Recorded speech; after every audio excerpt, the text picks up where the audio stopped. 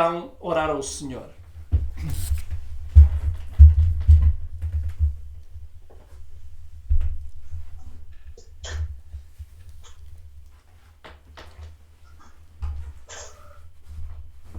Pai nosso que estais no céu, santificado seja o teu nome,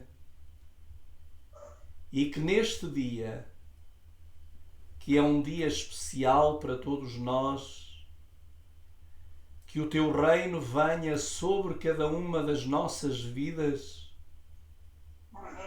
e que nos ajudes, querido Deus, a permitir que tu sejas o Rei exclusivo de cada uma da vida que aqui estamos a representar e que nos dês, querido Deus, a sabedoria para vivermos de acordo com a vontade do Rei do Universo. Amém. Queremos agradecer a Jesus Cristo porque Ele é o caminho, Ele é a verdade, Ele é a vida. Também queremos agradecer ao Espírito Santo porque Ele tem a missão de nos convencer do pecado, da justiça e do juízo. E Ele também tem a responsabilidade de nos conduzir a toda a verdade. Por isso, nosso Deus, em primeiro lugar, nós queremos agradecer-te por este dia santo, solene, e queremos pedir-te, querido Deus, que nos ajudes a santificá-lo de acordo com a tua vontade, usando os méritos de Jesus e o poder dele a nosso alcance. E agora que vamos abrir o Santo Livro, tu nos abras também a mente à influência do teu Espírito. E que nos ajudes, querido Pai, a permanecer no santuário e nele receber a glória do Senhor, aquela glória do Shekinah, aquela glória da provação, para que as nossas vidas estejam escondidas em Deus por meio de Cristo Jesus. Fica conosco agora e ajuda-nos. Te pedimos e agradecemos em nome de Jesus. Amém. Amém.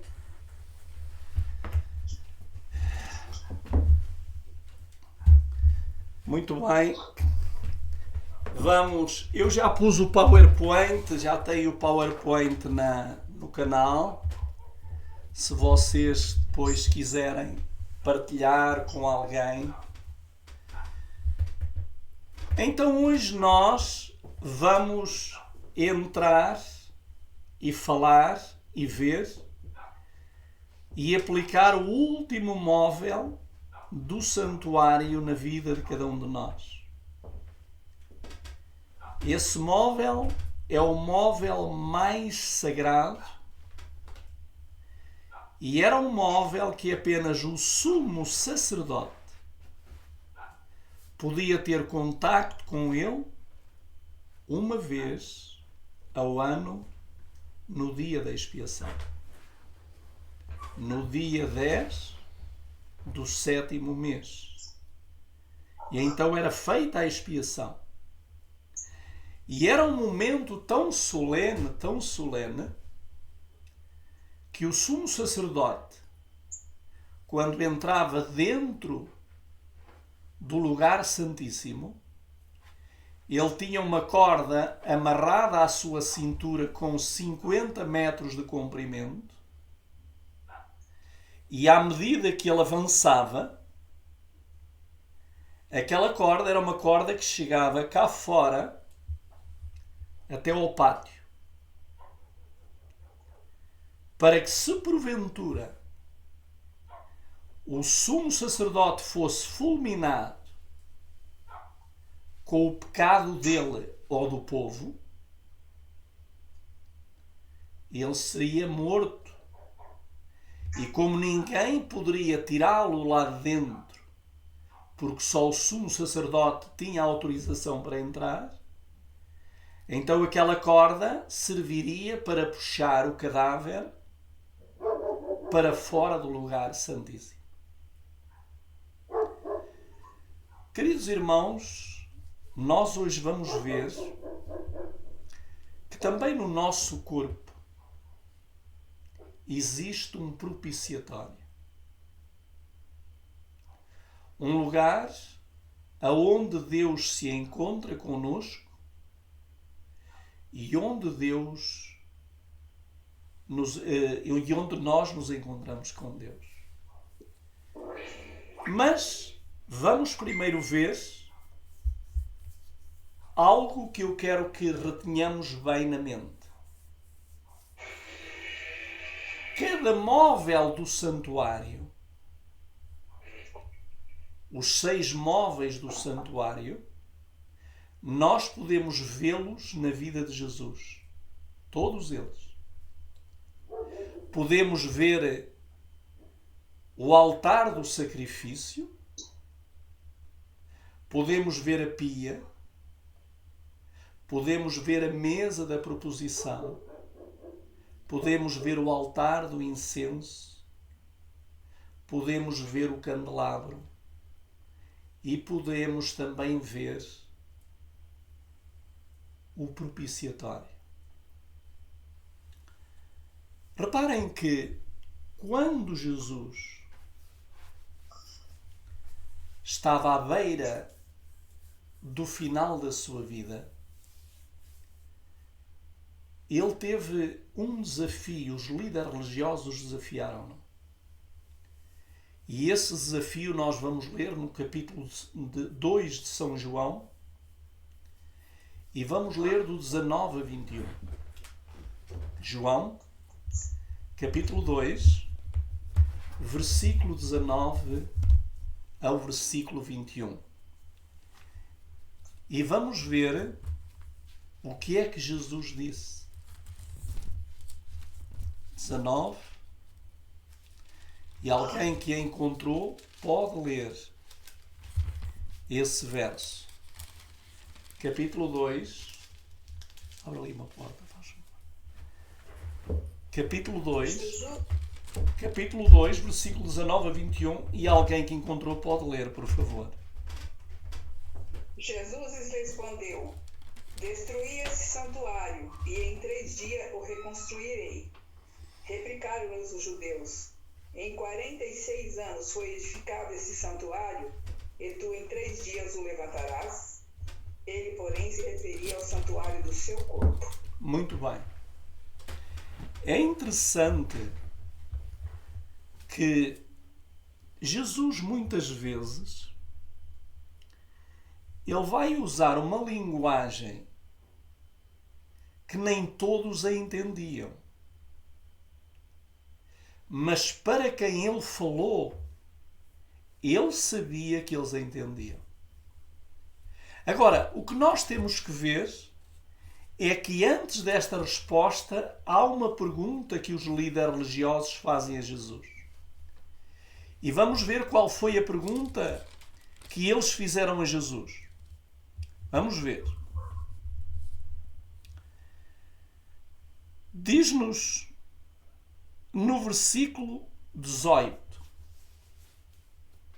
Então responderam os judeus dizendo-lhe: qual sinal tu nos mostras vendo que tu fazes estas coisas? Reparem que eles vão ter com Jesus e pedem-lhe um sinal.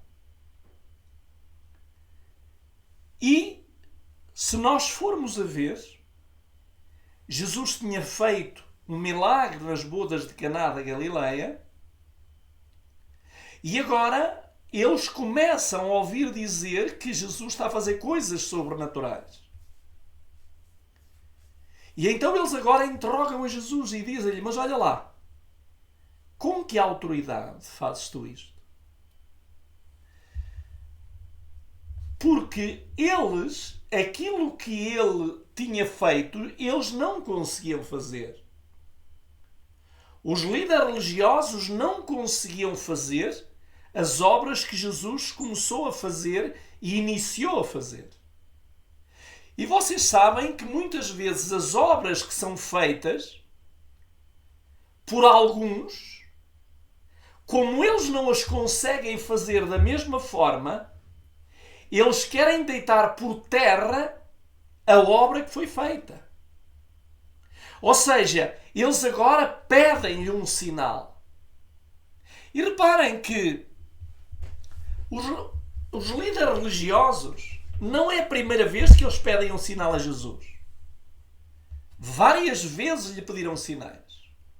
Mas agora vamos ver aqui uma coisa curiosa. Jesus não lhe responde à letra. Porque eles pediram-lhe um sinal. Mas Jesus não lhe dá um sinal. Jesus para onde é que os transporta? Para o santuário. Para eles o santuário era alguma coisa indestrutível. Alguma coisa que ninguém poderia fazer nada ali. E então eles agora dizem-lhe: com que autoridade fazes isso? E Jesus diz assim, e isto é muito interessante: derribai este templo e em 3 dias o levantarei. Não é fácil. Jesus, quando diz derribai este templo, alguns pensaram, que ele estava a referir ao templo de Jerusalém. E então eles disseram-lhe: algo que demorou tantos anos a construir, tu consegues destruí-lo em 3 dias e o reerguer? Mas é curioso que Jesus não argumentou. Sabem porquê? Porque eles sabiam, ele sabia que eles sabiam. Só que havia sempre povo ao redor. Ainda há bocadinho acabei de receber uma ligada de um pastor que ele disse que ligou para mim por engano. Foi um pastor que foi dos que mais me difamou em Portugal. Porque eu fui fazer um trabalho, eu fui convidado a fazer um trabalho, havia uma igreja que era uma igreja da Igreja Universal do Reino de Deus, que tinha sido aberta. Depois houve problemas dentro daquela igreja com o pastor da igreja. E um dos membros daquela igreja, neste caso a pessoa que mais sustentava aquela igreja, que se portava economicamente, ouviu falar da minha pessoa e pediu-nos para nós irmos dar continuidade àquele trabalho. E o que é curioso é que aquele trabalho que estava a ser feito naquela igreja, que era, como vos digo, da Igreja Universal do Reino de Deus, eu aceitei o desafio e fui para lá. E eu mais a minha mulher deslocámos para todos os sábados nós fazíamos ir e vir 500 km para fazer aquele trabalho. Todos os sábados. Íamos à sexta-feira, dormíamos na igreja e ali fizemos aquele trabalho durante 2 anos. Só que havia um problema. E qual era o problema? É que onde estava aquela igreja, havia uma igreja adventista a pouco mais de 50 metros. E quando aquele pastor que lá estava soube que eu estava lá a dar continuidade àquele trabalho, ele tentou difamar-me e fazer as coisas piores que alguém pode fazer. Porque ele achava que eu não estava a tirar ovelhas da igreja adventista. Eu estava a tentar converter igrejas evangélicas para a igreja adventista. Só que como era uma igreja que estava estabelecida já há anos, Eu não podia dizer, se olha, vocês todos vão para a igreja adventista. Não, então o que é que eu comecei a fazer? A pregar a mensagem adventista dentro de uma igreja universal. E isto criou uma guerra. E porquê? Porque pela graça de Deus, em 2 anos, foi feito um trabalho abençoado. E viram-se ali coisas maravilhosas acontecerem. Mas houve uma altura em que os responsáveis reuniram comigo e disseram-me: irmão, você não vai poder mais pregar aqui de Ellen White. E eu disse-lhe: olha, se vocês me estão a colocar nessa situação, então vocês vão ter que arranjar alguém para me substituir. Porque se há uma coisa que eu não abdico, é dos alicerces que Deus instituiu.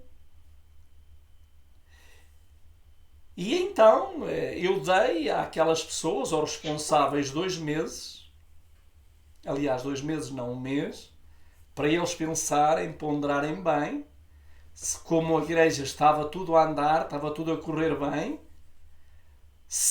mas o irmão não pode pregar. Bom, isso aí, o que eu vou pregar ou não, isso é da minha responsabilidade.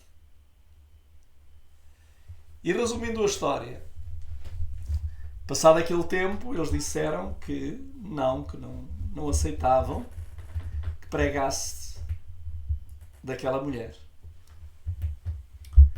E eu então disse: pronto, em partir de hoje então, o meu lugar está... Eu não estava a ganhar salário, eu não estava a ganhar nenhum salário. O meu lugar, a partir de hoje, fica livre. Quem é que vocês acham que me foi substituir? O mesmo Alino. Eu já disse o nome, nem queria dizer o nome. Mas foi-me substituir. E aquele que queria levar a igreja para dentro da igreja, agora ele vai às 2 igrejas, está numa e depois vai à outra, a 50 metros. Só que Deus age. E resumindo a história, um trabalho que estava ali a ser grandemente abençoado, em pouco tempo, com ele à frente, ficou reduzido a 2 pessoas. E há bocadinho ele ligou-me a desejar-me um bom ano, mas que se tinha enganado, quer dizer.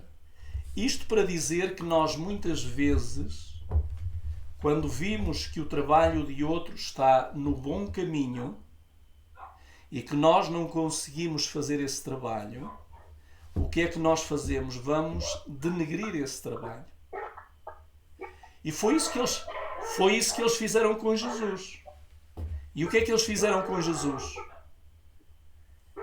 Irmão, o irmão, se puder, desliga o microfone, irmão Brasil. Agora vamos ver. Se o irmão puder desligar o microfone, a gente está a ouvir cachorro. Tá. Isso, obrigado. Então vamos agora para Colossenses capítulo 2, versículo 9. Colossenses 2:9. Jesus disse: derribai este templo e em 3 dias o edificarei. Agora, o que é que nos diz capítulo 2:9 de Colossenses?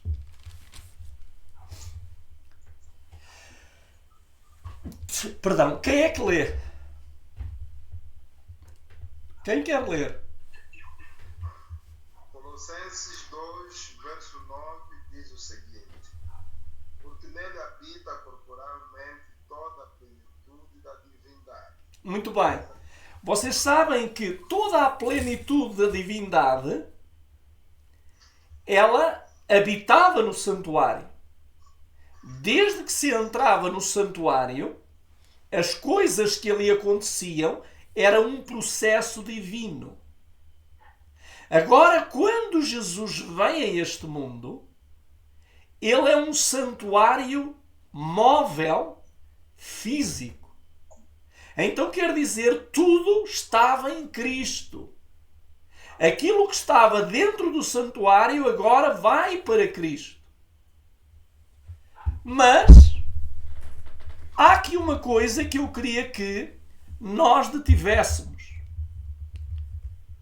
Quando ele lhe diz: destruí este templo,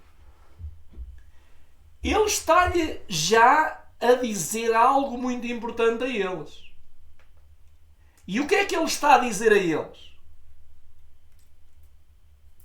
O que é que ele estava a dizer quando ele disse: destruí este templo? O que é que ele está a dizer? Que os judeus iriam matá-lo. Vocês é que me vão tirar a vida. Vocês é que me vão tirar a vida, mas há uma coisa que vocês podem ter a certeza. Tiram-me a vida, mas em 3 dias eu reergo-me. 3 dias o levantarei. Agora vamos ver aqui estes 3 dias. Porque é que Jesus falou 3 dias? Já sabemos que 3 dias foi o tempo que ele esteve na sepultura, e isto aqui é discutível. Aqui é um tema que eu não vou querer entrar, porque aí já vamos... Traz-me um momento, se faz favor. Não, está aqui. Só um bocadinho. Eu não vos quero deixar confusos, mas eu não sou daqueles que crê que foram só 3 dias. Mas deixamos isso para uma outra altura. Porque diz que Jesus estaria dentro da sepultura 3 dias e 3 noites. Não é verdade? Que seria, Jesus disse, vamos agora para Mateus, capítulo 12, e vamos ler o versículo 39 a 40. Porque Jesus agora vai falar dos 3 dias. E vamos ver o que é que Jesus lhe diz. E eu vou ler este verso. Diz assim: uma geração má e adúltera pede um sinal. Reparem o que é que Jesus lhe está a chamar a eles: maus e adúlteros. Jesus está a dizer que quem é que o ia matar? Gente má e gente adúltera. Pedem um sinal. E vocês vão de ver quando alguém chega junto de nós e nos diz assim: olhe, dê-me prova de que esse trabalho é de Deus. Isso é gente má e adúltera. Porque as coisas de Deus, elas discernem-se espiritualmente. Não de uma forma humana. E Jesus vai lhe dizer o seguinte: e nenhum sinal será dado senão o sinal do profeta Jonas. Porque assim como Jonas, e agora quero que notem isto, porque assim como Jonas esteve 3 dias e 3 noites no ventre da baleia, assim estará o Filho do Homem 3 dias e 3 noites no coração da terra. Vamos lá? Então agora quero que me ajudem a pensar, pensem comigo. Quantos dias é que Jesus disse que ia estar no coração da terra? Ou no seio? 3 dias e 3 noites. Agora faço-vos uma pergunta. Em que dia Jesus morreu? Segundo aquilo que nos é ensinado. Na sexta-feira. Muito bem. Morreu na sexta-feira, depois das 3 da tarde. Antes do pôr do sol foi tirado da sepultura. porque ele já tinha que sair da sepultura antes do pôr do sol, quando não era uma transgressão do sábado. Agora eu pergunto, Jesus então morre na sexta-feira, certo? Vai ter a noite de sexta para sábado, não é? Sexta para sábado. E quando é que Jesus ressuscita? No domingo. E de sábado para domingo há mais uma noite, não é? Sim. Então e a terceira noite?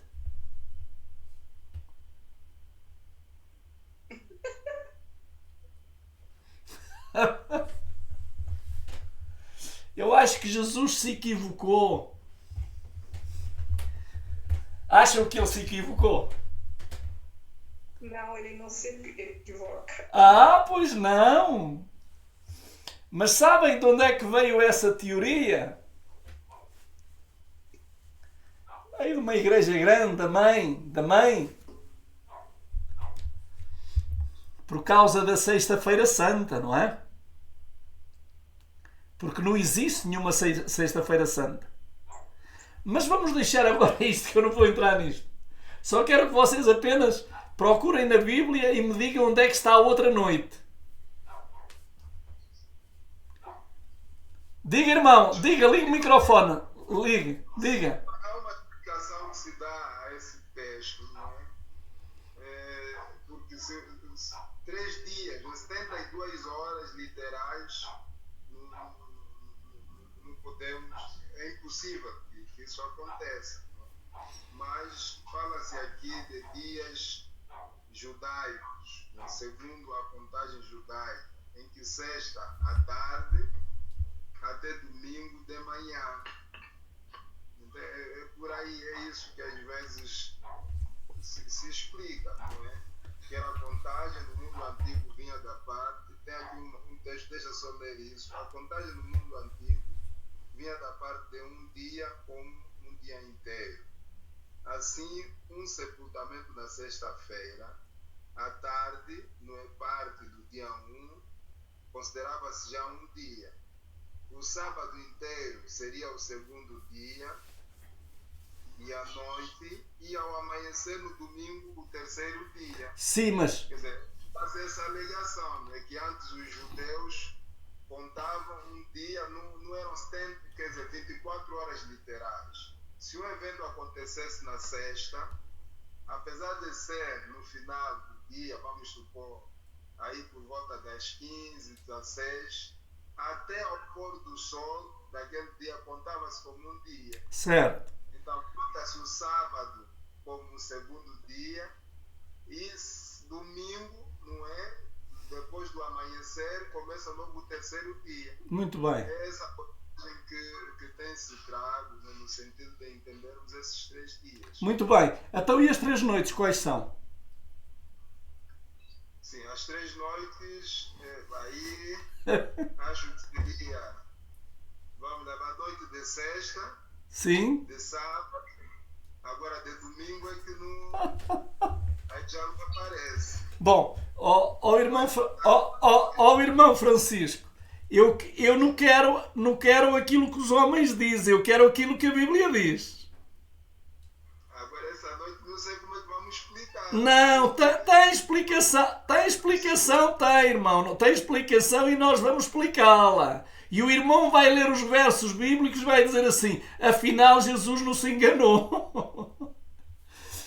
Irmão, há uma coisa que eu quero dizer.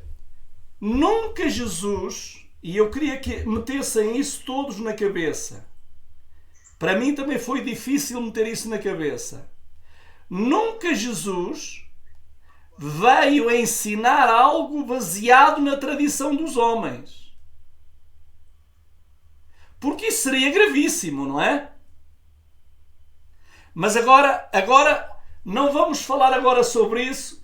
Isso é um tema em que nós vamos falar dos 3 dias e 3 noites. Tá bom? Mas não vamos falar sobre isso.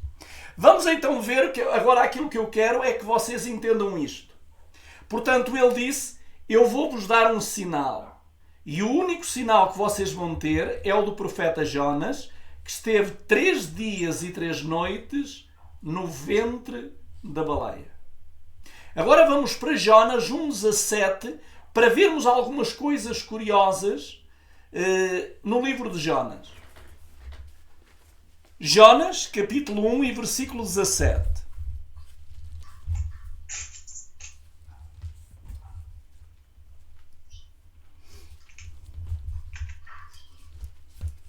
Alguém que encontrou pode ler, outra pessoa.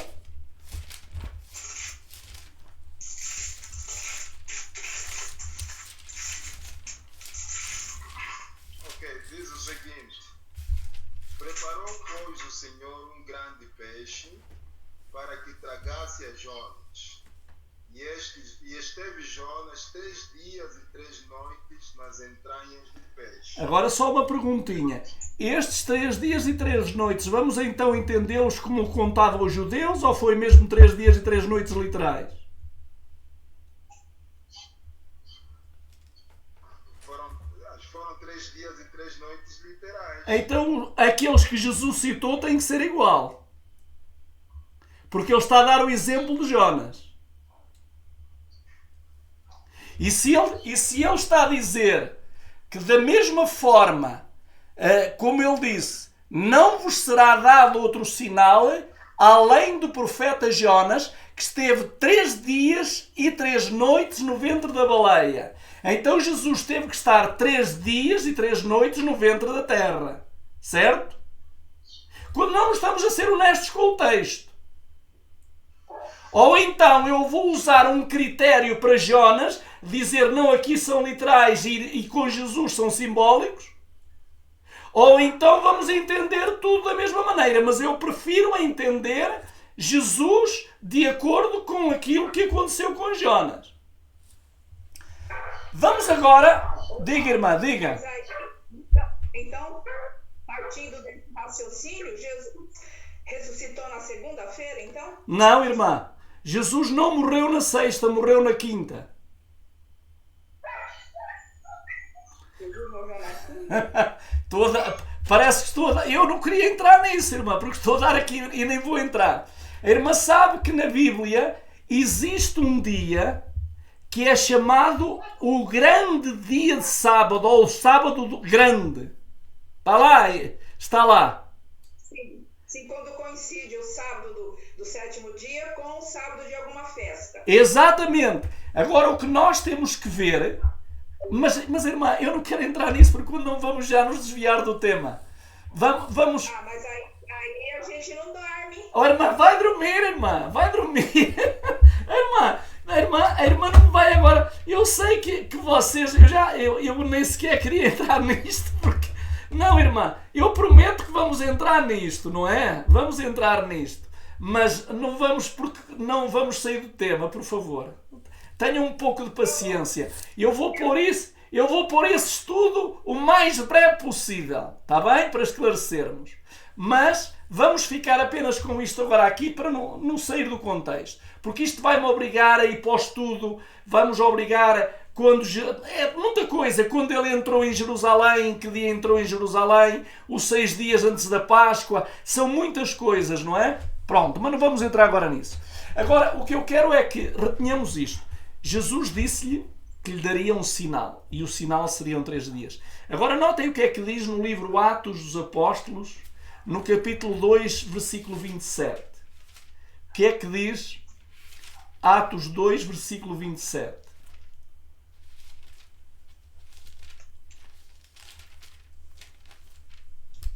Por que não deixarás a minha alma na morte? Nem permitirás que o teu santo veja corrupção. Sabem que muita gente aplica esta passagem a Davi, porque é Davi que diz estas palavras, não é? Mas estas palavras referem-se a Jesus. Porque Davi, ele entrou em corrupção. Corrupção corrompeu-se. Este aqui, o único que não entrou em corrupção, foi Jesus. E Hades é a sepultura, ou aquilo, ou o inferno. Agora nota o que é que diz aqui. Agora vamos fazer a comparação entre Jesus e Jonas. Para para ver realmente que Jesus apenas não fala nos 3 dias, mas ele vai fazer aqui umas comparações muito interessantes. Reparem bem, Jonas, no capítulo 2, se estão em Jonas no capítulo 2, vamos ler o que é que diz no capítulo 2. Diz assim: e disse, na minha angústia, clamei ao Senhor, e ele me respondeu, do ventre do inferno gritei, e tu ouviste a minha voz. A vossa versão também diz do ventre do inferno? Ou não? Do ventre do abismo. Do abismo. Pronto, vamos aceitar. Do abismo. Agora notem, de onde é que Jonas gritou? Do ventre, no fundo dos mares. Ok? Quando andava lá na baleia, não é?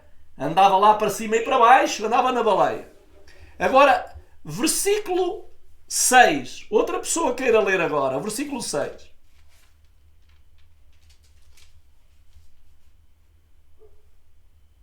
Quem quer ler? Desci até aos fundamentos dos montes, desci até a terra, cujos ferrolhos se correram sobre mim para sempre. Contudo, fizeste subir da sepultura a minha vida, ó Senhor, meu Deus. Muito bem. Reparem que Jonas, o que é que ele está aqui a dizer? Que ele foi até ao fundo e então diz que Deus o fez subir. Não é verdade? Deus o fez subir. Ele diz, mas tu fizeste subir a minha vida da perdição, ó Senhor meu Deus. No capítulo 2, no versículo 24 de Atos 2, 24, o que é que diz?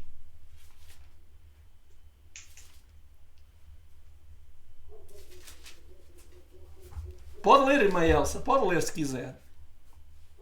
Ao qual, porém, Deus ressuscitou, rompendo os grilhões da morte, porquanto não era possível fosse ele retido por ela. Muito bem. O que Deus fez com Jonas também fez com Jesus.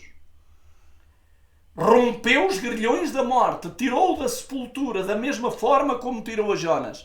Agora notem o que é que a irmã White ela fala no livro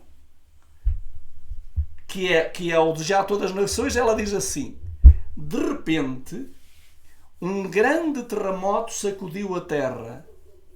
Ao aproximar-se um anjo do céu, rodeado pela glória de Deus, todos os soldados caíram ao chão como mortos. A guarda viu destruído o selo oficial romano colocado no túmulo. Enquanto o anjo rolava a pesada pedra como se fosse um seixo. Depois ouvira o anjo falar à entrada da gruta: Filho de Deus, sai para fora, teu pai te chama. Imediatamente Jesus se levantou, saiu da sepultura e proclamou: Eu sou a ressurreição e a vida. Reparem que Deus chamou a Jonas no abismo e ele saiu para fora. Deus manda um anjo chamar a Jesus e diz: Filho de Deus, sai para fora, o teu pai te chama. E Jesus sai. Ou seja, este sinal, os líderes religiosos, eles comprovaram-no. Eles viram a pedra do túmulo abrir-se. Eles tudo isso viram. Agora, eu quero que retenhamos uma coisa ao entrar agora no propiciatório. Porque aquilo que nós estamos a ver, que acabamos de ver, é que Jesus é o santuário andante, visível. Quando você e eu, quando vamos a Jesus, nós estamos a entrar no santuário visível. É por meio dele que nós entramos no santuário. Mas agora vamos ver aqui algumas coisas curiosas. E esta que vocês vão ver agora eu peço que vocês anotem bem. Aliás, está lá na tela. Mas quero que vocês anotem. Sabem que dentro do propiciatório, dentro da arca, estavam 3 coisas. 3 coisas. Estas 3 coisas, elas representam as 3 mensagens angélicas finais. Depois falaremos sobre isso. Mas são 3 coisas. Vamos então ver a primeira coisa. De todas as que estavam dentro da arca, das 3 coisas que estavam, ou os 3 elementos que estavam dentro da arca, qual é que era o mais importante de todos? Eu acho que é a lei, né? Claro, e acha bem. Porque a lei é aquela que foi escrita com o próprio dedo de Deus. Todo o resto foi feito pelo homem. Então ela é mais sagrada. Agora vamos notar, lembram-se no outro dia eu dizer à irmã, e depois mostrei-lhe os versos, que as tábuas de pedra foram cortadas de onde? Que Deus deu a Moisés. Lembram? Do santuário. Do próprio trono de Deus. Trono de Deus. Agora vamos ver isso na Bíblia. Porque vocês nunca viram isso. Já leram, com certeza, mas nunca se aprofundaram. Vamos então ver de onde Deus cortou as tábuas de pedra, as primeiras, que Moisés deitou por terra e destruiu. Vamos ver. Vamos para Êxodo, capítulo 31, versículo 18. Alguém queira ler?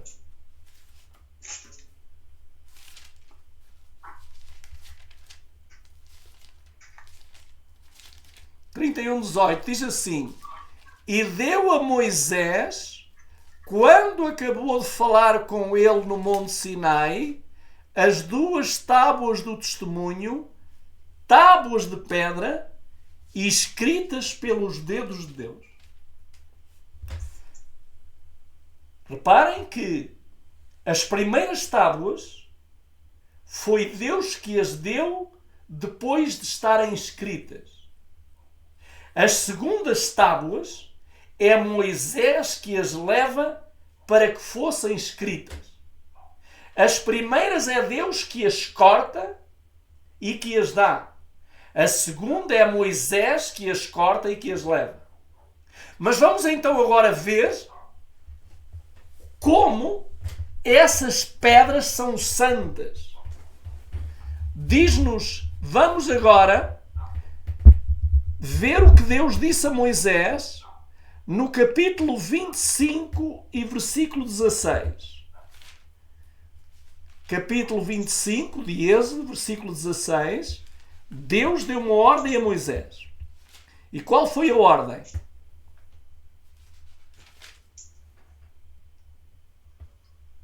E porás na arca o testemunho que eu te darei. Muito bem.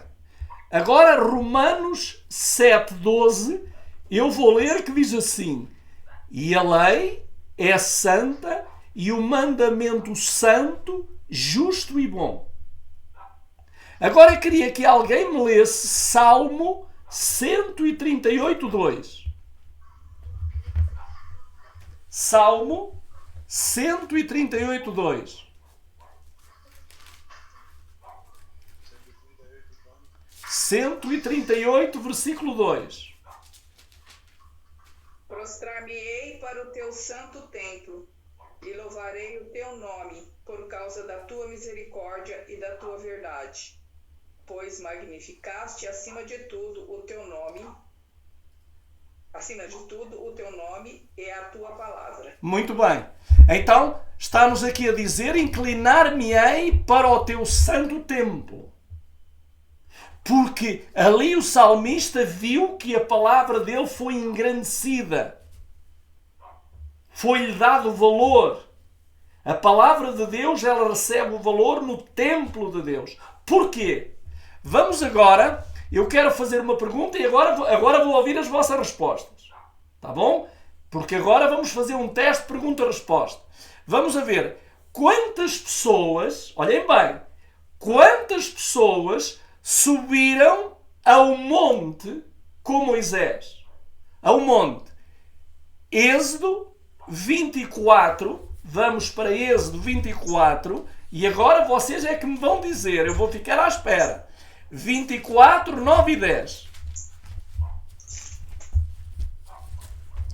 Êxodo 24, 9 e 10.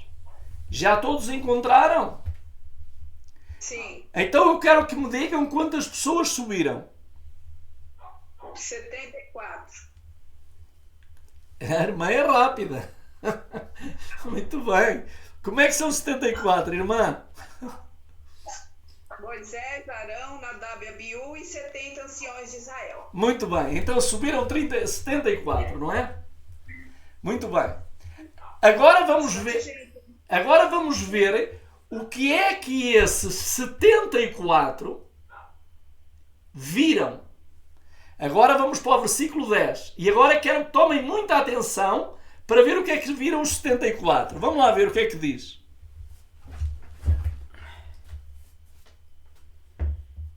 Alguém quer ler? Alguém quer ler?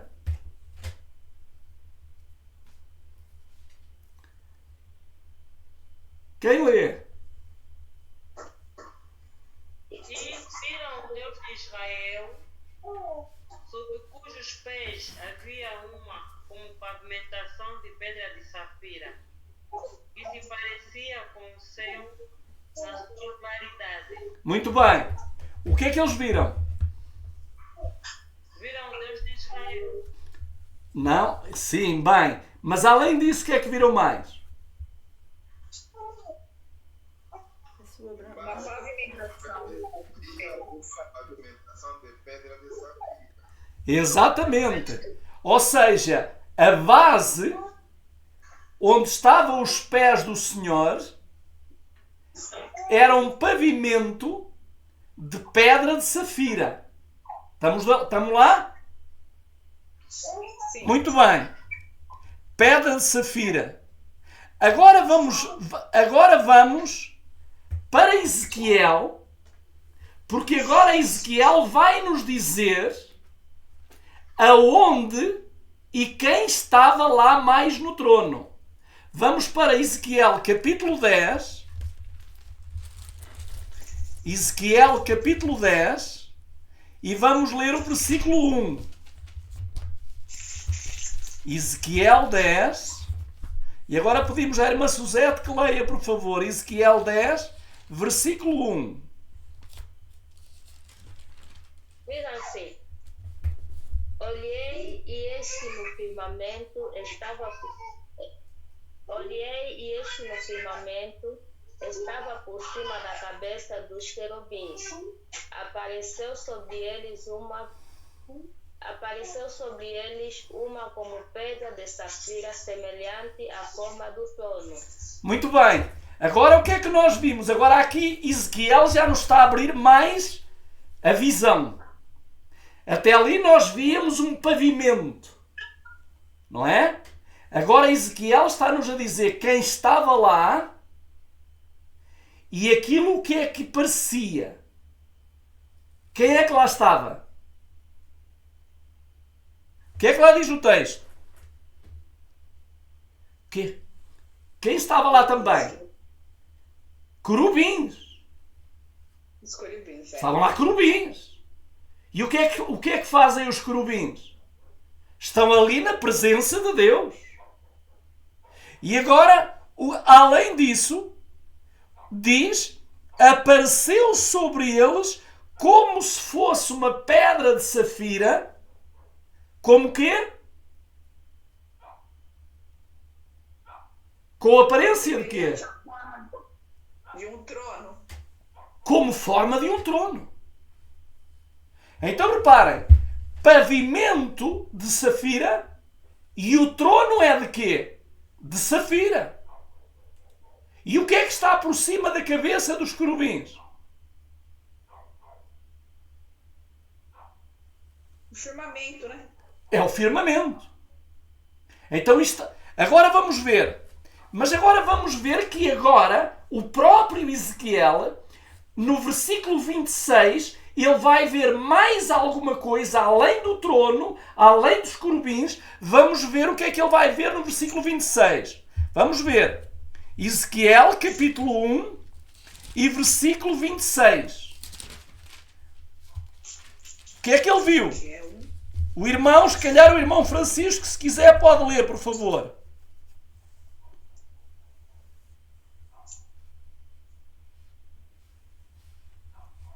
1:26.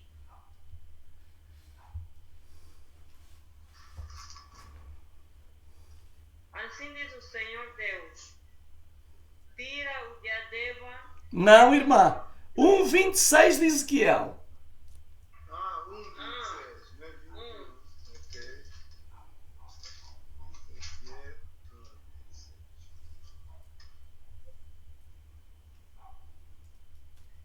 Por cima do firmamento que estava sobre a sua cabeça, havia algo semelhante a um trono, como uma safira. Sobre essa espécie de trono estava sentada uma figura semelhante a um homem. Muito bem. Agora vamos ver o que é que agora Ezequiel acrescentou. O que é que ele acrescentou aqui? Daquilo que já vimos. Vimos um pavimento em safira. Depois vamos ver os querubins.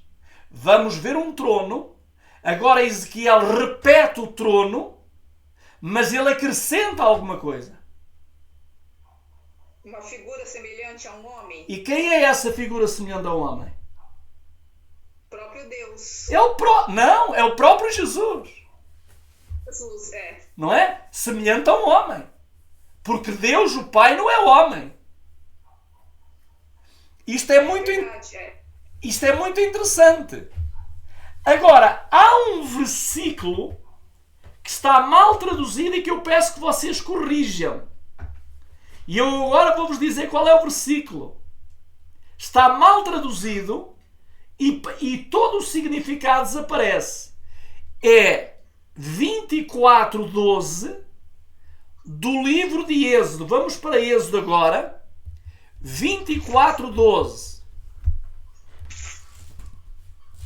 Êxodo 24 e versículo 12.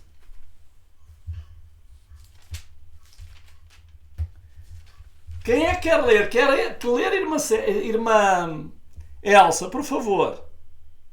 Devagar, leia devagar, que é muito importante. Vamos ler. Então disse o Senhor a Moisés: sobe a mim, ao monte, e fica lá. Dar-te-ei tábuas de pedra, e a lei e os mandamentos que escrevi para os ensinares. Muito bem. Qual é o erro que está aí que está mal traduzido? Sabem qual é? É uma palavra que muda todo o sentido do texto. Quem é que está a falar com Moisés? O Senhor. É Deus. É Deus. E agora notem o que é que Deus está a dizer. Ele diz assim. Versículo 12. E disse o Senhor a Moisés: sobe a mim no monte e fica ali. E dar-te-ei tábuas de quê? De pedra. Mas o original não diz isso. O original diz assim: dar-te-ei tábuas da pedra. Da pedra. Qual pedra? Safira. A pedra do trono. A pedra de safira. E quero dizer-vos uma coisa, queridos irmãos. Vocês sabem que quando nós chegarmos lá, nós vamos ver lá a falta daquelas pedras no trono de Deus. Deus vai mostrar à humanidade que foi dali que Ele tirou aquelas pedras. Agora, corrijam, por favor, na vossa Bíblia. em vez de porem de pedra, porque de pedra é qualquer pedra, é da pedra. Ô, irmão, Diga. a safira é aquela pedra roxa, né? Não, azul. Azul, irmã. Azul. Azul. Safira é azul. Mas as tábuas que estão agora dentro da arca são outras tábuas, né? Porque a de safira foi quebrada. Exatamente. Mas a irmã sabe que aqui as pedras que nós vamos ter e que vão representar vão ser as pedras que estão no céu. As da terra, elas vão aparecer, estão escondidas. Mas as que vão figurar é as pedras de safira. Porque aquelas que Deus deu a não, mas aquelas que Deus deu a Moisés era uma cópia daquelas que Deus já tinha, porque a irmã sabe que sempre existiu a lei de Deus, não é? Ok? Mas agora eu quero que os irmãos escrevam isso e quando vocês estiverem a falar com alguém, vocês dizem-lhe não é de, mas da. E porquê? Porquê é que nós não podemos aceitar que seja de? Porque a Bíblia não nos autoriza e eu já vos vou mostrar porquê. Vamos agora para ver o porquê que não pode ser da, nem pode ser uma pedra qualquer. Vamos agora para Números, capítulo 15, Números, capítulo 15, e vamos ler agora 4 versos. Números 15, e eu posso ler estes, vocês vão me acompanhar, porque eu vou dar ênfase em alguns lugares, vão me acompanhar, vamos para Números 15, mas eu quero que os irmãos acompanhem, por favor. 15 diz assim, do 37 ao 40, diz assim: E o Senhor falou a Moisés dizendo: Fala aos filhos de Israel e diz-lhes que nas bordas das suas vestes façam franjas pelas suas gerações, e nas franjas das bordas ponham o quê? Um cordão azul. Uma faixa azul. Lembram da pedra? Safira? Uma pedra azul. Agora vamos ver o que é que diz. E nas franjas essa faixa estará para que o vejais. E vos lembreis de quê? De todos os mandamentos do Senhor. E os cumprais, e não seguireis após o vosso coração, nem após vossos olhos, após os quais andais adulterando, para que vos lembrais de todos os meus mandamentos e os cumprais, e sejais santos aos vosso Deus. Então, o que é que tinha que haver na vestimenta do sacerdote? Uma faixa azul. Uma faixa azul. Para quê? Para lembrar da santa lei de Deus. Da lei de onde ela foi cortada. Para lembrarmos que a lei é santa porque ela saiu do santo trono. E hoje está a ser tão desprezada. Irmãos, isto é algo que os irmãos com certeza ainda não ouviram. Eu há quase 50 anos na igreja, eu nunca ouvi ninguém dizer que Deus foi da pedra, tirou as pedras do seu trono. E isto tem sentido, porque foi o que é que representa aquelas pedras? O que é que representa? O caráter do próprio Deus.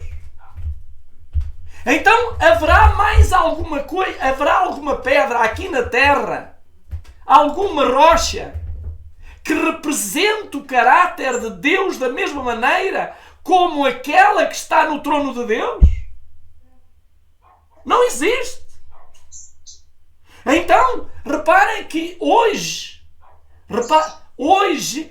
nós deveríamos de trazer sobre nós algo de azul para lembrar os mandamentos do Senhor. E reparem o que é que diz aqui o Senhor. O Senhor sabia que o povo se ia corromper. Por isso é que ele diz aqui, no versículo 39, diz assim: e nas franjas, essa franja estará para que vejais e vos lembreis todos os mandamentos do Senhor e os cumprais, e não seguireis após vosso coração, após os vossos olhos, após quais andais adulterando, para que vos lembreis de todos os mandamentos e os cumprais, e sejais santos ao vosso Deus. Então, Deus tem alguma coisa assim, não tem? Que eles usam? diga. Os judeus. Irmã, claro, sim, eles usam uma coisa azul. E eu também ainda não encontrei, porque no dia em que eu encontrar eu vou pô-la. Só que aqui ainda não encontrei, irmã. Pois é. Sabe que Jesus... Irmã, eu sei que isto dá para rir, não é? Dá para rir. Mas eu quero é que o meu Deus... Eu quero fazer crer às pessoas a quem prego que aquela lista azul representa a lei de Deus. E aquilo só é para os entendidos, irmã. Os irmãos sabem que a maçonaria tem códigos, que as pessoas sabem quem são os maçons, em qualquer lugar onde se encontram. Eles têm códigos. Agora, qual é o nosso código como cristãos? Qual é? Ninguém sabe. Ninguém. Agora, se eu trouxer alguma coisa com uma coisinha azul, as pessoas vão olhar e dizer assim: ali uma coisinha azul, ali assim. Ok, irmãos. Agora, vamos entrar já no outro elemento que está dentro da arca. Mas eu quero que... Vamos dar agora um espaçozinho até que há alguma dúvida acerca de onde as pedras foram cortadas. Tem alguma dúvida ou não? Não, só essa parte do D e o da, né? Que o irmão fala que foi um erro de tradução. Sim, mas na sua Bíblia como que tá? Está exatamente igual à vossa, também de. Mas se a irmã conseguir aí no Brasil, eu até queria ver se a irmã conseguia aí em São Paulo, eu mandava-lhe o dinheiro e me mandar vir do São Paulo aí a Bíblia interlinear hebraico e grego. Sim. Mas isso só consegue num lugar onde haja alguém que seja judeu. Porque... Será que se for no chat GPT ele não descobre? Irmã, não, eu não... Quero dizer, o chat GPT, às vezes nem tudo o que diz lá é... Sabe que eu às vezes valho-me do chat GPT. Mas às vezes eu digo assim: olha, que isso não está escrito. E eu peço-lhe assim: diz-me onde é que está escrito. E depois ele diz assim: não, você está certo, isto foi uma ideia, nós juntámos aqui. Temos de ter cuidado com o chat GPT, não é? Porque eu ainda continuo a acreditar que aquilo que é um demónio, não é? Eu continuo a acreditar que é um demónio. Mas pronto, não tenho bases. Agora, até aqui não há dúvida, podemos passar ao segundo elemento. Sim. Muito bem. Então, o que é que havia mais na arca, além da lei? O maná. Ok. Então, mas antes de avançarmos, onde é que Deus disse para Moisés colocar a lei? Dentro da arca. Dentro. Vamos ler o que é que nos diz, antes de avançar, Jeremias 31, 33.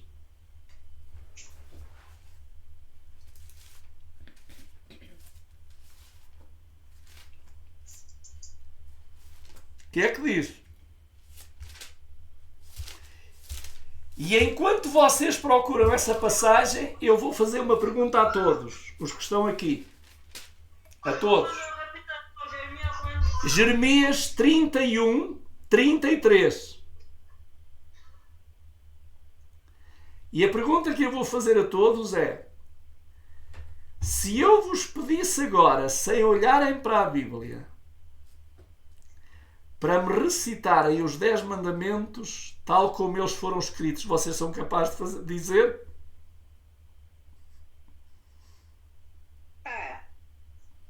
Hã? A Suzete.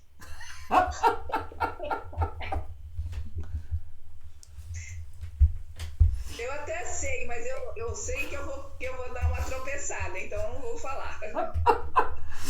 Sabem que eu vou-vos dizer isto, não é? Eu não sei se vocês sabem nem se não, nem estamos aqui para fazer nenhum teste, mas eu entristece-me como é que o povo de Deus, que se diz guardador dos mandamentos, e sem Bíblia não sabe dizer a lei de cor. Isso para mim é uma tristeza. É verdade. Porque se alguém na rua vos disser: olha, diga-me lá a lei de Deus segundo está escrito em Êxodo 20 e Deuteronômio 5.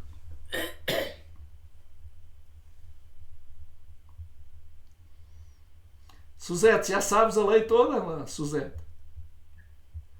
Sei, mano. Sabes? Mas... Às vezes lá no... Não estamos a ouvir-te, não te estamos a ouvir. Cortaste o microfone. Não, eu disse sei sim, mas às vezes também como eu peço por causa da falha da mente, às vezes confundo o 10º com o 9º, mais ou menos assim. Pronto, mas sabem, não é? Tá bom. Ok.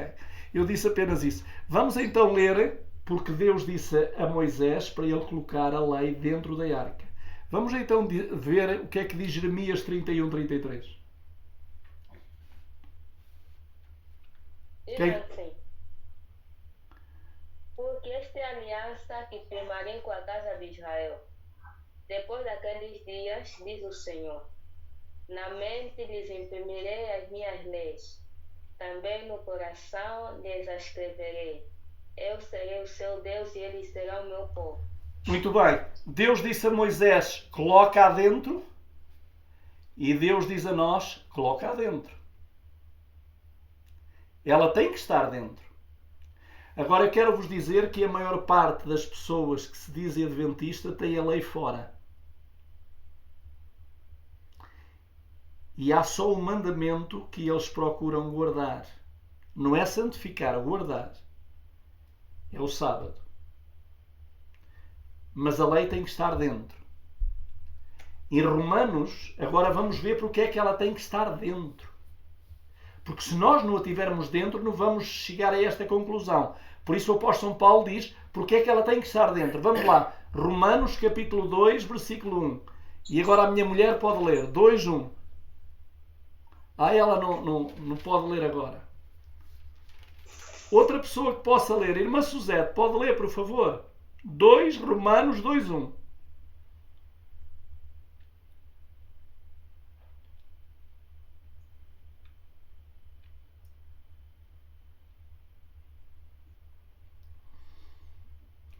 Tens que ligar o microfone. Isso. Romanos 2, 1. Diz assim: porquanto és indesculpável, ó homem, quando julgas quem quer que seja, porque no que julgas... Não, espera aí. Ou está enganado o teu, ou estou enganado eu. Desliga-me isso. 2, 1 Romanos, calhar sou eu que dei mal. Exatamente. Exatamente, eu errei o texto, não é esse. Eu vou ler aqui o texto e depois eu vou corrigir, que diz assim. Eu vou ler o texto conforme ele está, se vocês o conseguirem encontrar, está em Romanos 2. Os quais mostram a obra da lei escrita em seus corações, testificando juntamente a sua consciência e os seus pensamentos, quer acusando-os, quer defendendo-os. Para que é que a lei serve? Ela tanto nos acusa como nos defende. Essa é a razão da lei. Então, se eu não tiver a lei dentro do meu coração, olá Marta 2, Marta Lídia, bem-vinda. Obrigada. E então, se eu não tiver a lei no meu coração, ela não pode fazer isto. Testificando juntamente a sua consciência, é ela que fala com a minha consciência, com os seus pensamentos, quer acusando-os, quer defendendo-os. Agora volto para Salmos 119, 97, 101. E para mais rápido eu vou ler, que diz assim: ó, quanto amo a tua lei! É a minha meditação em todo o dia. Tu, pelos teus mandamentos, me fazes mais sábio do que os meus inimigos, pois estão sempre comigo. Tenho mais entendimento do que todos os meus mestres, porque os teus testemunhos são a minha meditação. Entendo mais do que os antigos, porque guardo os teus preceitos. Desviei os meus pés de todo o caminho mau, para guardar a tua palavra. Então o que é que a lei nos traz? O que é que ela nos dá como recompensa? O que é que ele diz? O que é que ela nos torna, a lei? Pelos teus mandamentos, o que é que diz a vossa tradução? Pelos teus mandamentos me fazes mais... Salmos 119, 97 a 101. Não me diga que eu falhei. Salmo 119, versículo 97 a 101. Mas está aí a dizer: tu pelos teus mandamentos me fazes mais sábios que os meus inimigos. Agora, o que é que eu faço uma pergunta? Como é que a lei nos torna mais sábios? De que forma é que ela nos torna mais sábios? Hã? Porque por intermédio da lei conhecemos o caráter de Deus. Aí passamos a ser sábios. Exatamente. É exatamente através da lei que eu conheço o seu caráter e que eu desejo ter esse caráter. Por exemplo, quando a lei diz não adulterarás, eu já sei claramente que aquele mandamento, quando diz não adulterarás, não quer apenas dizer que é só com a mulher. Eu posso adulterar sem mulher e posso adulterar nas minhas ideias, nas minhas convicções. Então Deus está-me a conduzir para 3 ângulos. E eu tenho que ser sábio. Agora há aqui uma coisa curiosa. E eu queria terminar esta coisa da lei fazendo a mesma pergunta que aconteceu com o jovem rico. Mateus 19, 17 a 20, nós vemos um homem que vai ter com Jesus. Todos nós conhecemos a história. E quando ele chega junto de Jesus, ele diz-lhe assim, e disse-lhe, bom mestre, que farei para herdar a vida eterna? E reparem que Jesus, no versículo 17 a 20, Jesus vai lhe dizer assim, por que me chamas bom? Por que tu me chamas bom? Porque ele chamou o bom mestre. Por que me chamas bom? E ele disse, não há bom senão um só, que é Deus. Se queres, porém, entrar na vida, guarda os mandamentos. E agora o jovem rico vai lhe perguntar algo. Quais? E Jesus vai enumerar alguns mandamentos. E o jovem rico no final vai se virar para ele e Jesus disse-lhe, e ele diz a Jesus: tudo isso tenho guardado desde a minha infância ou da minha mocidade. Que me falta agora? Reparem que agora faço-vos uma pergunta. O jovem rico guardava os mandamentos ou não? Sim. Guardava. Alguém que tem coragem de chegar junto a Jesus e Jesus lhe diz assim: se queres entrar na vida, guarda os mandamentos. E ele diz: olha, eu já faço isso. Agora eu volto a perguntar: ele guardava os mandamentos?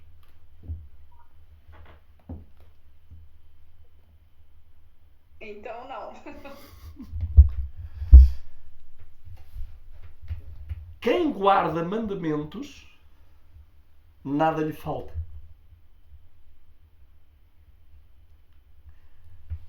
E ele disse: que me falta ainda?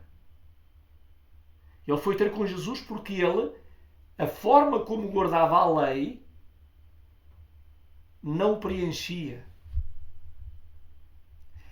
E agora notem o que é que Jesus lhe disse. Jesus vai se virar para ele e vai-lhe dizer uma coisa, só uma coisa te falta. Vai, vende tudo o que tens e dá aos pobres. E vem e segue-me. E traz um tesouro no céu. O jovem era rico, certo? Agora eu pergunto uma coisa. O desafio que Jesus fez ao jovem rico foi para lhe tirar a riqueza ou não? Porque ele era rico. Agora Jesus disse-lhe: vai, vende tudo o que tens e dá aos pobres. A riqueza dele deixava de ser. Mas agora, o que é que Jesus lhe disse? Vem e segue-me e traz o quê? Um tesouro no céu. O que é que Jesus quis dizer ao cego? Olha, ao cego, ao príncipe. Olha, o problema é a tua riqueza. A tua riqueza não está no lugar certo. Tu podes ser rico, desde que a tua riqueza esteja no céu. E vocês sabem o que é que aconteceu com o jovem rico, não sabem? Diz que Jesus, quando lhe disse: vem, segue-me, diz a irmã White no Desejar Todas as Nações, que Jesus estava com os olhos cheios de lágrimas, porque sabia que ele não ia seguir a Jesus. Voltou-lhe as costas e foi embora. Agora, a mensageira do Senhor tem duas citações acerca da lei que eu vou ler e com esta vamos terminar em relação à lei. Ela diz assim: sua compreensão acerca do jovem rico era a externa e superficial. Julgado segundo o padrão humano, preservar a caráter irrepreensível. Ou seja, veja que ele vivia de tal maneira um caráter exterior irrepreensível. Em grande parte, sua vida exterior fora isento de culpa. Acreditara realmente que sua obediência fora sem falha. Contudo, tinha um receio íntimo de que nem tudo estava direito entre Deus e o seu coração e por isso originou a pergunta: que me falta, pois, ainda? Vocês sabem que quantas pessoas, eu tenho encontrado pessoas que estão na igreja e elas dizem: irmão, eu não tenho paz interior. Irmão, eu não tenho alegria de viver. É possível andarmos com Deus e isto acontecer? Não.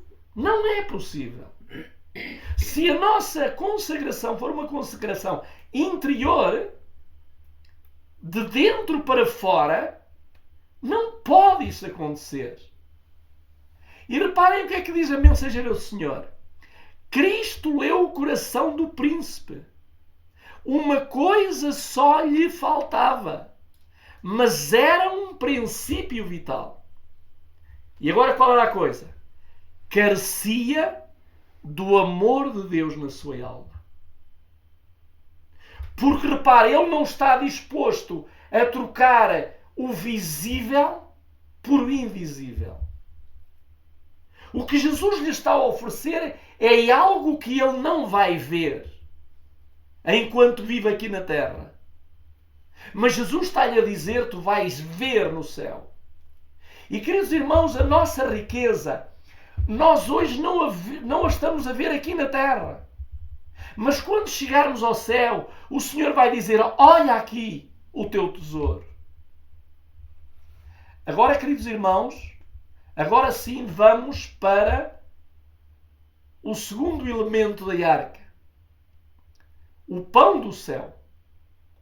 E vamos ver aqui uma coisa curiosa. Êxodo 16:4. E porquê é que o maná está dentro da arca? Porque Deus quis mostrar que para ser salvos, para estarmos no reino da glória, temos que ter estas três coisas na vida.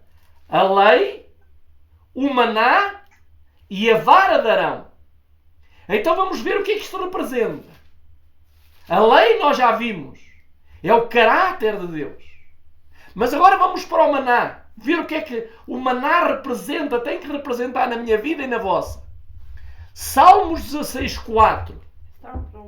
Aliás, desculpem, Êxodo 16:4. O que é que Jesus disse ao povo? Quem quer ler? Pode ler, irmã Elsa. Então disse o Senhor a Moisés: Eis que vos farei chover do céu pão, e o povo sairá e colherá diariamente a porção para cada dia, para que eu ponha à prova se anda na minha lei ou não. Reparem, para que é que foi dado o maná? Por duas razões. A primeira razão é porque Deus queria desintoxicá-los das comidas do Egito. E porque Deus sabia que a mente deles estava obstruída, e então Deus quis começar a fazer uma limpeza na mente e no cérebro e no corpo deles. Podemos dizer que Jesus agora estava a começar a fazer o trabalho dele pelo altar do sacrifício. Pela boca. E Deus disse, eu vou ver por aquilo que vocês vão comer se andam na minha lei ou não. Agora há aqui uma coisa curiosa. Então quer dizer que eu, por aquilo que como e por aquilo que bebo, estou a demonstrar se ando na lei de Deus ou não? Porque o teste foi comida. Deus disse-lhe, eu vou-vos mandar chover pão do céu, e ele diz, para que eu vos prove, teste, para que saiba se andam na minha lei ou não. Então, queridos irmãos, há aqui qualquer coisa nisto. Agora eu faço-vos uma pergunta, queridos irmãos. A reforma da saúde pode ser uma negação de andar na lei de Deus? Se eu me recuso a seguir a reforma da saúde, a dieta de Deus, é uma prova que eu estou fora da obediência aos mandamentos? Reparem agora no Salmo 78, 24, 25 e depois o verso 32. Reparem, Deus, o que é que Ele quer dar-nos? Isto é incrível, irmãos. Salmo 78, versículo 24 e 25. Alguém queira ler? Quem quer ler? Talvez agora a irmã Lídia, a Marta Lídia de Angola. Pode ser, irmã Marta? Não sei se ela está, se ouve. Outra pessoa queira ler, por favor. 78, 24 e 25. Quem quer ler? Diz assim: fez chover maná sobre eles, para alimentá-los, e lhes deu cereal do céu. Comeu cada qual o pão dos anjos, enviou-lhes ele comida a fartar. Reparem aqui. O que é que Deus lhe mandou?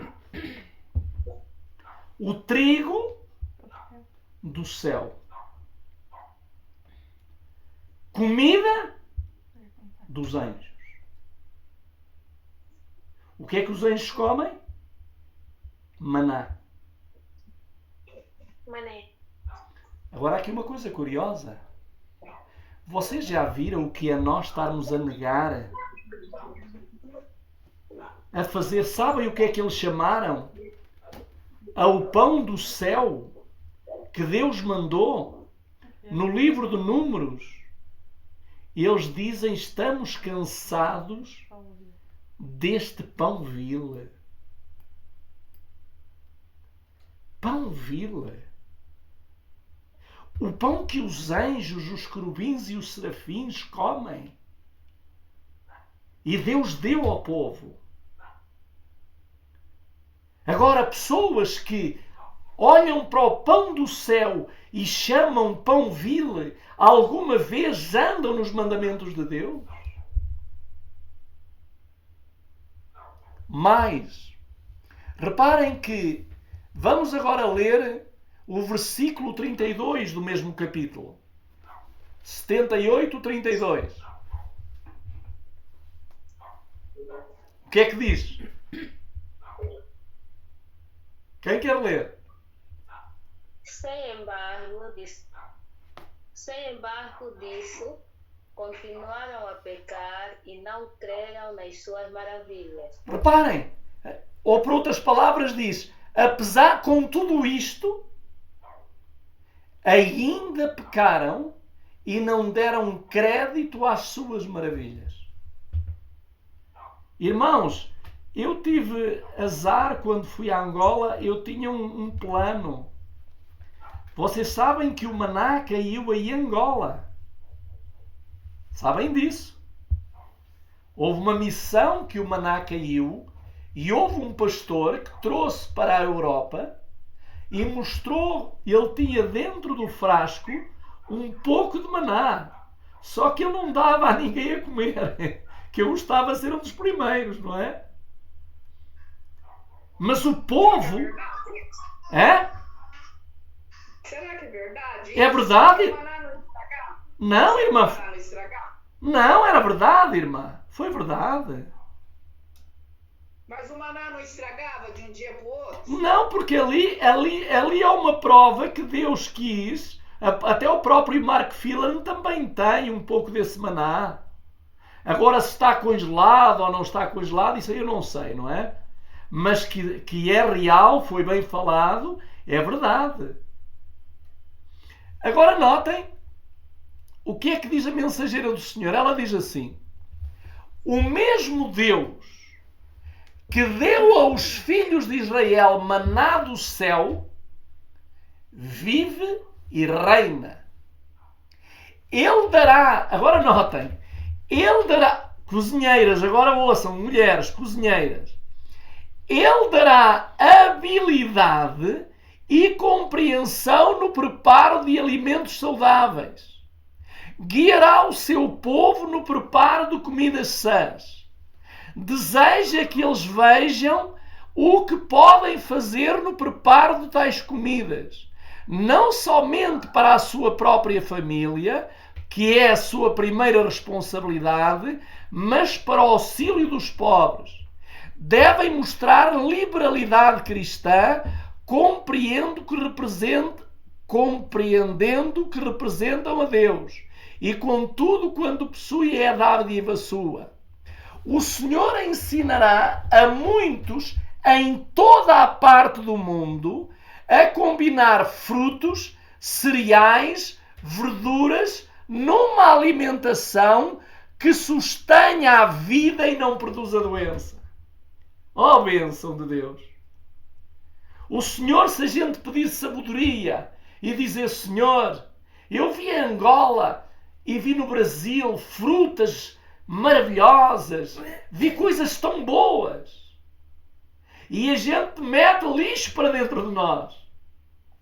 E ela continua a dizer: os que nunca viram as receitas dos alimentos saudáveis que agora há à venda, procederão diligentemente como experimentar os alimentos que a terra produz, e ser-lhes-á concedido o entendimento no tocante a esses produtos.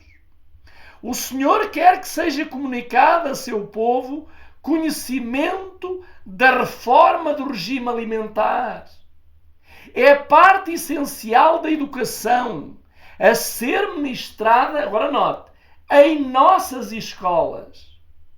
Ao ser verdade apresentada em novos lugares, devem ser dadas lições quanto à maneira saudável de cozinhar.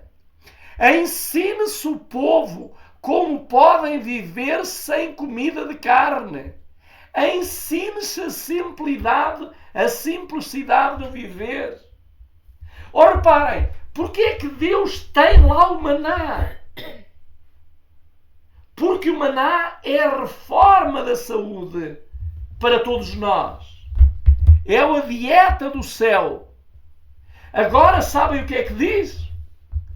Vamos ver, quando alguém fala dessas dietas e dessa reforma da saúde, vai acontecer com esses que estão a falar e a ensinar o povo o mesmo que aconteceu com Jesus quando estava a ensinar os líderes religiosos. Vamos ver o que é que eles disseram. Vamos para João, capítulo 10 de João, e vamos ver o que é que disseram a Jesus, que é o mesmo que dizem aos pregadores que pregam a reforma da saúde. 10, 19 a 21. Alguém que queira ler 10, 19 a 21. Se a irmã Elsa quiser, pode ler. Por causa dessas palavras, rompeu nova dissensão entre os judeus. Muitos deles diziam: ele tem demônio e enlouqueceu. Por que os ouvis? Outros diziam: esse modo de falar não é de endemoniado. Pode, porventura, um demônio abrir os olhos aos cegos? Reparem, o que é que aconteceu? Jesus estava a falar acerca de um milagre que aconteceu e começou a haver uma confusão no meio do povo. E o que é que alguns disseram? Tem demónio e está fora de si. Por que o ouvis? A quem é que eles estavam a dizer que tinha demónio? Jesus! E outros levantaram-se e disseram assim: não pode ser. Então o demónio vai abrir os olhos de um cego? Vocês já viram que a mesma mensagem vai ter dois tipos de ouvintes? Uns que rejeitam, é do diabo. E outros que dizem: não, isto pode ser sério. Isto faz bem à saúde. No livro Ciência do Bom Viver, a mensageira do Senhor tem esta citação: o corpo é o único agente pelo qual a mente e a alma se desenvolvem para a edificação do caráter. O corpo é o único agente. Daí o adversário dirigir suas tentações para o enfraquecimento e degradações das faculdades físicas. E agora notem o que ela diz no livro Testemunhos para Ministros. muitos dos que ouvem a mensagem de saúde, o maior número deles não darão crédito à solene advertência. É verdade o que estamos a ouvir? E agora diz: muitos serão achados desleais aos mandamentos de Deus, que são uma prova de caráter. E agora notem: os servos de Deus serão chamados entusiastas e os ministros aconselharão o povo a não os ouvirem. O mesmo que fizeram com Jesus. Por que os ouvires? Noé recebeu o mesmo tratamento enquanto o Espírito o impedia a dar mensagem, quer homens quisessem, quer não quisessem ouvir. O ministério popular, semelhante aos fariseus da antiguidade, cheio de ira por ser posta em dúvida a sua autoridade, denunciará a mensagem como sendo de Satanás e agitará as multidões amantes do pecado para ultrajar, perseguir e os que as proclamam. O que é que vai acontecer e o que é que acontece quando alguém numa igreja se levanta e ouve alguém falar da reforma da saúde? Qual é a reação da maior parte das pessoas da igreja?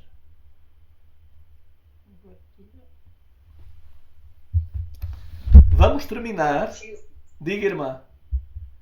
Agora vamos terminar. Radical. Extremistas, separatistas, dissidentes. Porquê é que os ouvis?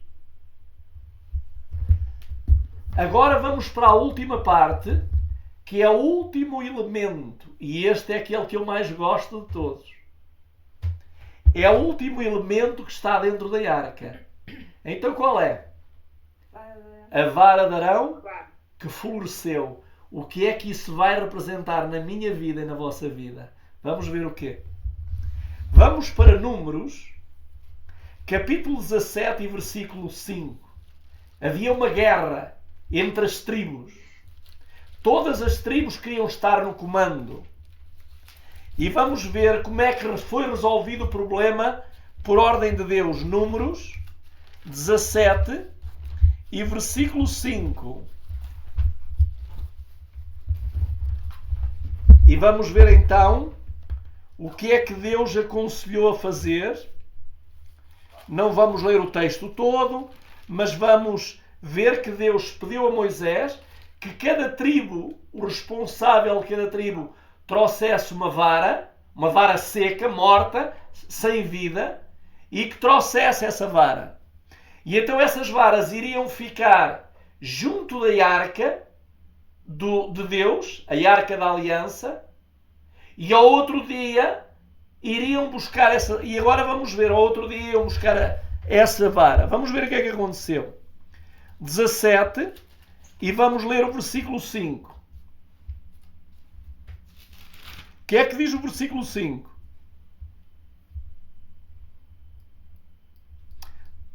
O bordão do homem que eu escolher, esse florescerá.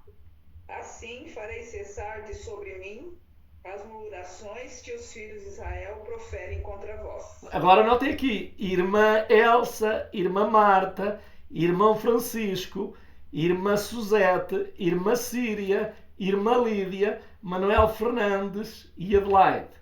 Notem bem o que Deus disse. A vara que eu escolher, o que é que tinha que acontecer? Florescer. Irmã Elsa tem que começar a florescer. Cada um de nós. Agora repare, quando uma planta floresce, o que é que a planta irradia? Quando a planta floresce, o que é que sai da planta? Sai flores, perfume. Sai o perfume. semente. Sai o perfume. Não é? Agora eu faço uma pergunta. Uma planta sem florescer, ela dá perfume? Não. Agora aqui há uma coisa muito interessante, irmãos. Cada um de nós tem que florescer.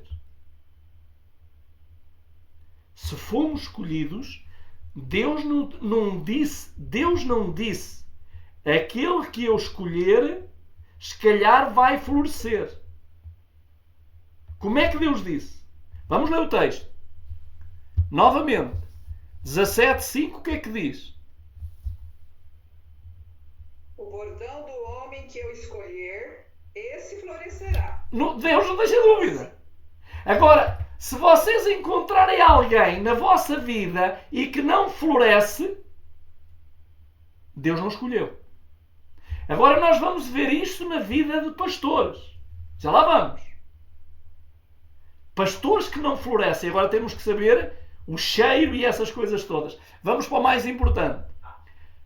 Números 17:10. Agora vamos ver o resultado.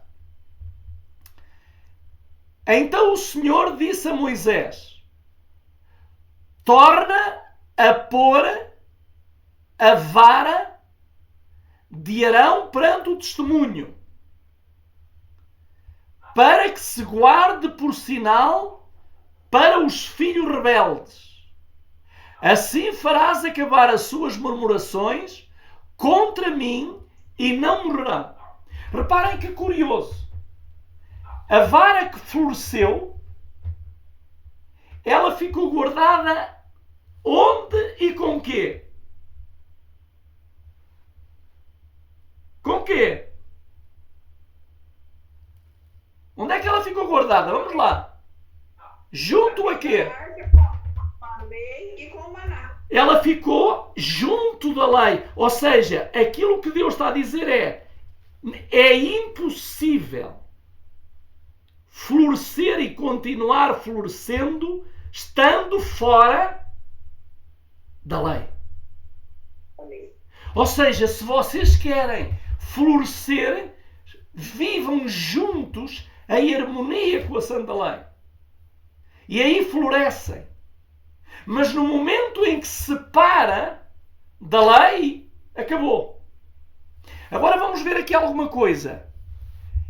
Hebreus, no capítulo 9 e versículo 4, vamos ver o que é que Paulo diz sobre isso.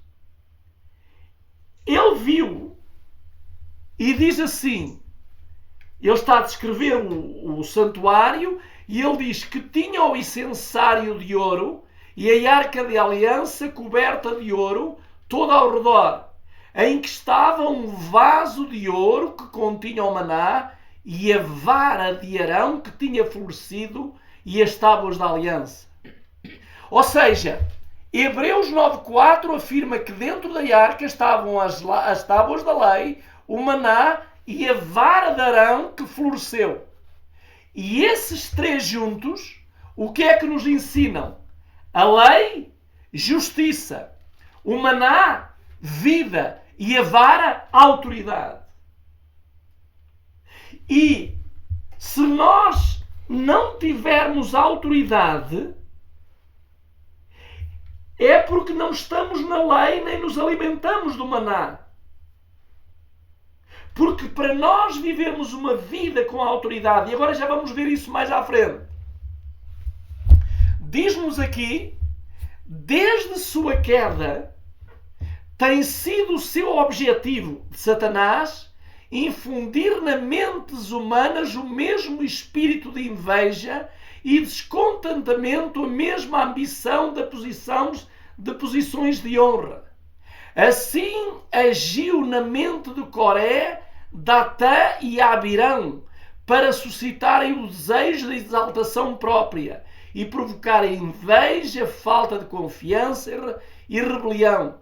Satanás, fazendo rejeitar os homens que Deus designara, fê-lo rejeitar a Deus como seu líder. Vocês sabem que a grande guerra começou com estes 3 homens. Eles não queriam que Moisés estivesse no comando com Arão. E então eles criaram uma guerra civil. E então Deus, em defesa daqueles que ele havia escolhido, Deus vai fazer florescer aquela vara. E mais ainda. E o que é que Deus vai fazer? Vamos ver agora. Mateus, capítulo 21, e isto é aquela malta. No outro dia disseram assim, mas o irmão, ainda no outro dia falaram aqui, a irmã Marta falava sobre isso. Então, mas o irmão batiza essas coisas. Vejam agora aqui o interessante que nós vamos ver. A autoridade. Vamos para Mateus 21, 23. Mateus 21, 23. E vamos ver quem fala. Mateus 21, 23. E eu queria que alguém lesse agora esse verso. Mateus 21, 23. Que vai falar da autoridade. O que é que perguntaram a Jesus? Tendo Jesus chegado ao templo, estando já ensinando, acercaram-se dele os principais sacerdotes e os anciãos do povo, perguntando: com que autoridade fazes estas coisas? E quem te deu essa autoridade? Muito bem. Eles agora estão a interrogar Jesus. Jesus está a ensinar no templo. E agora, o que é que acham que eles queriam dizer a Jesus? Porque eles estão a dizer alguma coisa indireta a Jesus. Não tiveram coragem, mas estão-lhe a dizer alguma coisa. O que é que eles querem? O que é que eles estão a querer dizer? Onde é que vem a autoridade? Vamos lá ver. Que Jesus não era Deus. Não é isso. Aqui está em autoridade. Mas vamos ver. Ele estava a ensinar, certo? Estava a ensinar. Eles agora aproximam-se dele. Quem é que por norma ensinava no templo? Eram os líderes religiosos, não é? Eram os líderes. Sim. Ele agora está a ensinar no templo. E agora, quem é que transmitia a autoridade àqueles que ensinavam no templo? Quem era? Aqueles que ensinavam no templo, quando Jesus agora entra, quem é que dava autoridade às pessoas para pregarem no templo? Eram os líderes religiosos. E agora eles estão a perguntar a Jesus: olha lá, quem é que foi a comissão da igreja, os líderes da igreja que te deram a autoridade? De onde é que tu recebeste essa autoridade? Agora notem o que é que Jesus lhe responde. E Jesus vai-lhe responder de uma forma muito interessante.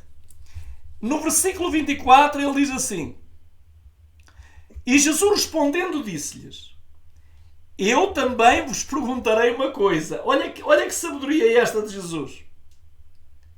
Se me responderdes, eu de algum modo vos direi com que autoridade eu faço essas coisas. O batismo de João, de onde era? Do céu ou dos homens? E eles arrasavam entre si, dizendo: se nós dissermos do céu, ele nos dirá: então por que não acreditastes nele? Mas se nós dissermos dos homens, tememos o povo, porque todos consideram João como profeta. E respondendo a Jesus disseram: nós não podemos dizer. E ele disse-lhes: nem eu vos digo com que autoridade eu faço essas coisas. Agora eu faço uma pergunta.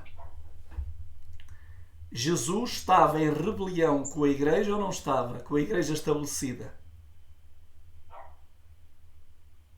Ele estava em rebelião com os líderes da igreja. Porque quem tinha que orientar eram os líderes. E agora Jesus vai ter o atrevimento de entrar no templo, a ensinar no templo, à frente deles. Mas vamos agora ver outro exemplo. João, capítulo 1 e versículo 24.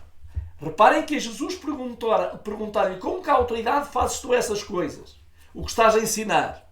Agora, João, capítulo 1, 24 e 25. Vocês vejam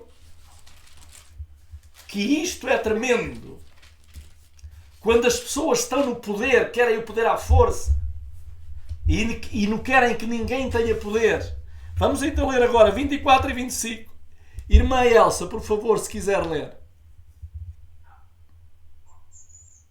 Ora, os que haviam sido enviados eram de entre os fariseus e perguntaram-lhe: então, por que batizas, se não és o Cristo, nem Elias, nem o profeta?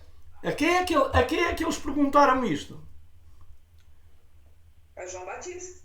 E o que é que eles lhe perguntam? Olha lá, mas quem é que deu a autorização para batizar?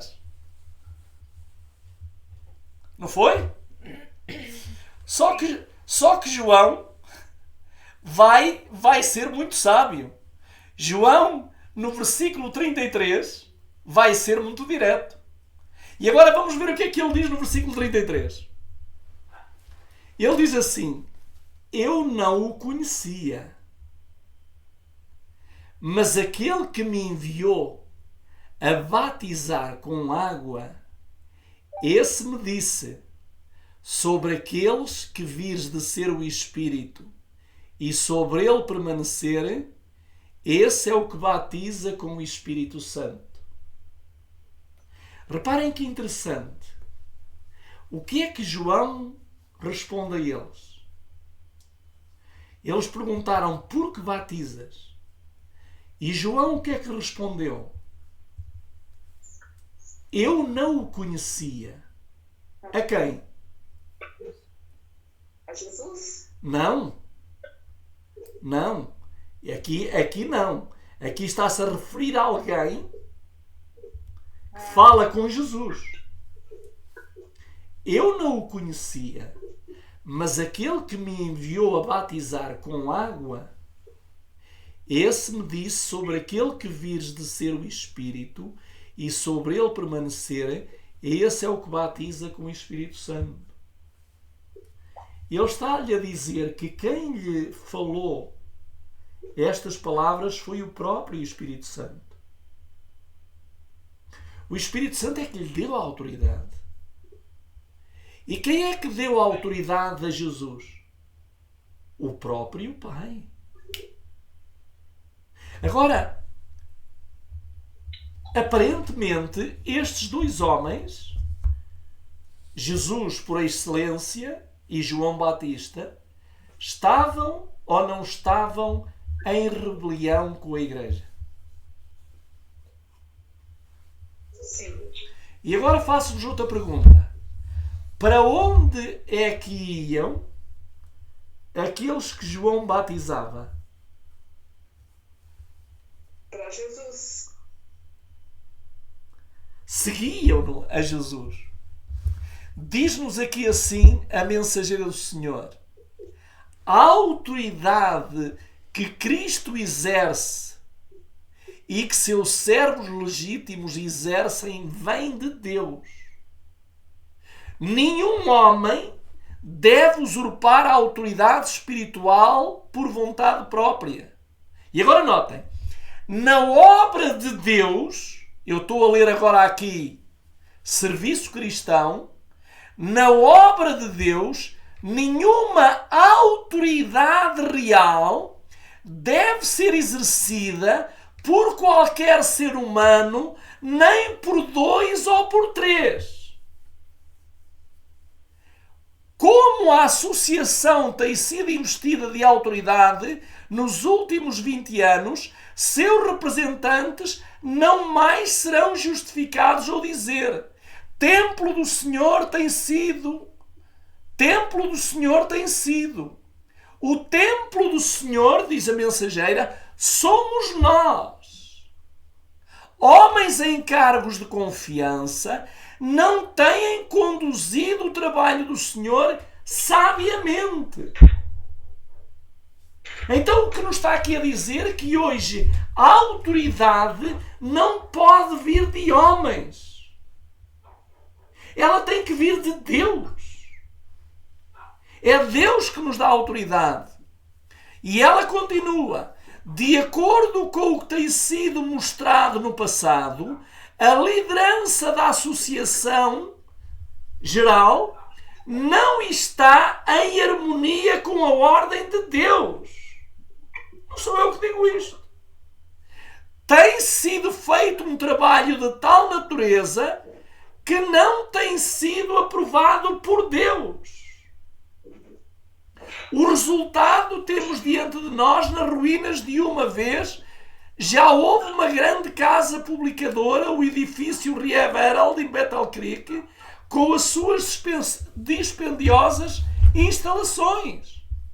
Por isso, queridos irmãos, aquilo que nós acabamos de ver, e vamos concluir mais logo a questão do santuário, nós acabamos de ver aqui 3 coisas muito importantes. Primeiro, a lei, que é tão sagrada porque foi cortada do trono de Deus. Segundo, o maná que nos foi enviado é trigo do céu e pão dos anjos. E esse maná hoje, a mensageira do Senhor, diz que é a reforma da saúde que Deus deu ao seu povo no ministério de Ellen White. E a autoridade que eu e cada um de vocês recebe não é dos homens. Vem de Deus. Deus, quando nos batiza diariamente com o seu Espírito, Ele dá-nos a autoridade. Mas, para nós termos a autoridade, a dita vara de Arão, nós temos que trazer sempre a nossa vida em harmonia com a santa lei de Deus. Então, o que é que nós podemos concluir neste estudo? O que nós podemos concluir neste estudo é o seguinte: no meu interior tenho que ter a lei de Deus, o sangue que corre no meu interior é a consequência do maná que Deus me indicou, e como eu tenho a lei e alimento-me do maná divino, Deus dá uma autoridade divina para fazer a sua obra.